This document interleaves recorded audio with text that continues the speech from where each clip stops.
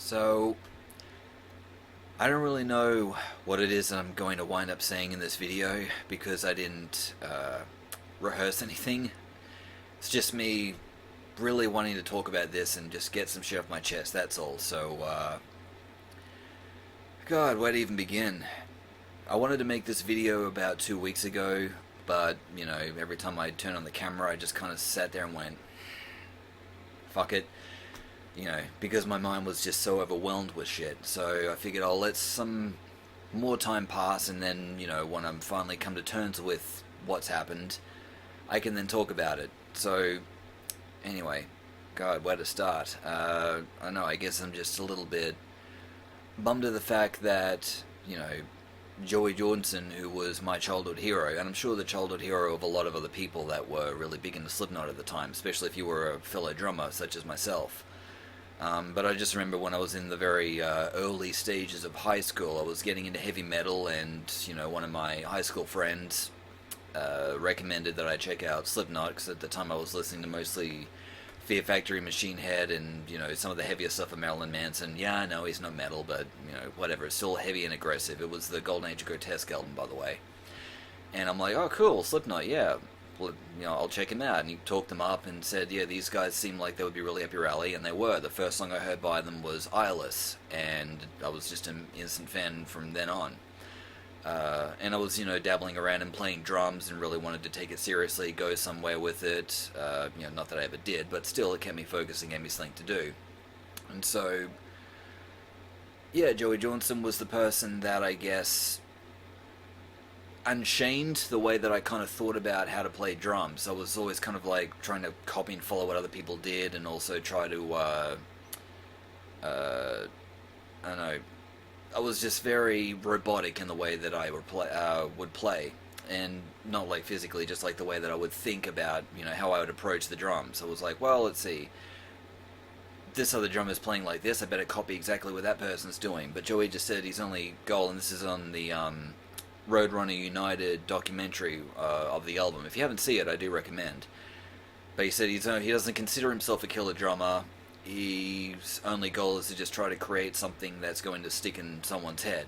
And, I may be paraphrasing a little bit here, but after I saw that and heard him say that, that's where there was like this light bulb moment that went off in my mind, where I was like, oh, okay, yeah, you're right, why do I need to copy other people? And so I then try to develop my own style, I suppose, or rather just, try to sort of figure out, what's something that's, more, me, rather than me copying other people. And so, I really do owe a lot of inspiration to Joey Jordison for that, because originally I would try to copy, his stuff a lot, of think, okay, if I've, got this guitar riff in my mind, how should I play this on the drums that's going to sound like Joey Jordison? And really I should have just been trying to do my own thing. And of course you can definitely take inspiration from other musicians and artists out there, but, I guess some of us, and I think a lot of us are guilty of doing this when we're at that young, tender age of, somewhere before turning 16. We idolize these particular people and feel like we should be just like them. And I still remember being the age of 15, where I'd be, in my bedroom, and I would play that Slipknot Disaster Pieces live concert DVD. In my room, it was nighttime, and I would always have the lights off, because when it's just the TV lighting up the room, it's like its own strobe light effect. And I'd be sitting on my chair, with the drumsticks in my hand, and I'd be doing air drums, I guess, with a mask on. And at the time I couldn't get my hands on those replica masks of Joey Jordison, so I had to go to an arts and crafts shop, buy those flimsy little plaster kind of masks, and paint that to sort of my own style, and wear that as well, because I kind of just really wanted to live in that man's shoes. And it wasn't just drumming either, it was just the way that he approached music in general that really kind of made me come into my own, because I also was inspired by him to, like, I just figured I'll take this principle of what he was talking about and apply that to the lyrics as well. I'm not saying it's my only influence that led to what I became today. He was just the biggest influence. So, I also decided to write lyrics over the years, and then I also learned how to do, screaming and harsh vocals. That was mostly a Corey Taylor influence, but anyway, I digress. It's meant to be about Joey Jordison. So, I don't know. I just, we're all going to die someday, but I guess I just kind of never really thought that Joey Jordison would die at 46, because in the grand scheme of things, he wasn't old. He was kind of still young. But with his illness and whatnot, I suppose they got the better of him. So I know that none of us are invincible. It just, yeah, really sucks that he just died, I guess, at in his mid-40s. So yeah, sorry if I'm all over the place with this. It's just, even I'm still trying to make sense of this in my head. Logically, I know that, there's X amount of people in the world, not all of them are going to make it to die of old age. And obviously Joey Jordison was no exception to that, but, it still really, impacted me in, a way, even though I've never known him personally or anything like that. But I think a lot of the times when it comes to a celebrity or just someone else in general that, you could have this connection with indirectly, so like, over the TV, I suppose, or, through their music, or, whichever way that it is, it's perfectly okay to grieve over these people even though you've never known them personally. And, I think the reason why that is because, at least in my case, I wasn't upset because I knew Joey Jordison. It's because he really helped me know myself. Really, I think that's just about it. So, I still remember finding out about his death too. It was over Facebook. There was all these articles that were shared by a lot of my metalhead friends that Joey Jordison passed away, and I had to double take a look at that. I'm like, is this just some fucked up prank? Because, that's happened before. Not with Joey Jordison, just other people that, said, oh, this person died, and it turns out they didn't. And, yeah, when it turns out it was actually true, I was like, fuck. I suppose at least now I'm currently 32, so I'm a bit more, old and can rationalize this stuff a little bit better, but I think that would have broke me at the age of 15 if it happened then. So, anyway. All I can really say is, if there is an afterlife, I can only hope that Joey is now reunited with Paul Gray, Like, he just shows up wherever in this cool little metalhead heaven, is what I'm really hoping it is. And he just, shows up there and Paul Gray's like, Joey, great to see you again, buddy, how's it going? They hug it out, and Joey's like, wait, where's this? It's like, dude, this is Metalhead Afterlife, come on, I'll show you around, you'll love it here. I'll take you to the bar, we got free drinks and everything like that, it's like, all the drinks come with a set of devil horns on the side that you use as handles, it's great, you're gonna love it. So, anyway, I'm not trying to make light of the situation, I'm just, this is just my way that I cope with stuff. But, hey, think about it.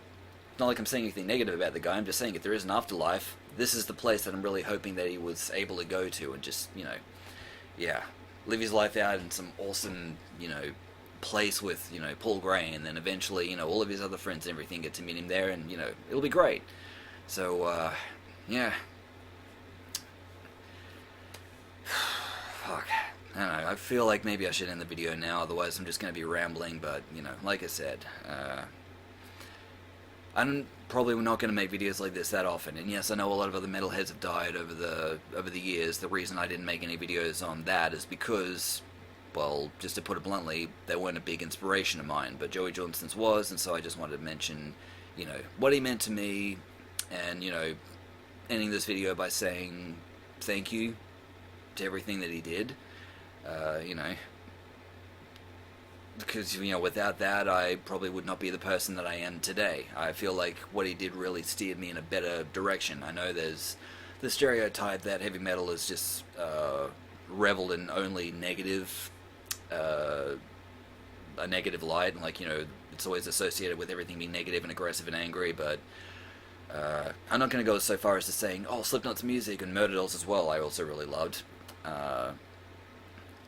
And I know Joey Jordison's in other bands as well, but like Murder Dolls and Slipknot were the two that I was really big on in high school. But I'm not going to go as far as saying the music saved my life. I will say it saved my soul. The difference is that, people that say it saved my life, at least to me, implies that they would have killed themselves or something or be dead if it wasn't for the music. The difference with me saving my soul meant that I wouldn't have killed myself, but I would have been living in such misery that I probably just would have been wishing that I was dead. So it made things worthwhile, and that's really, what I'm trying to get at here. And so, over the years, Joey Jordison, I think, did contribute to help making me a better person, making me a better drummer, a better musician in general.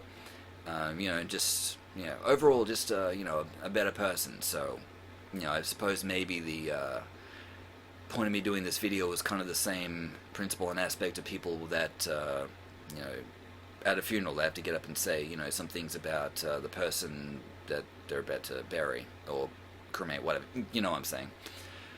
So that's just me, adding my little opinion and salute to the man, the myth, the legend. So yeah, I guess I'll just end this video here by saying, Jordan Johnson's a legend. His legacy will live on.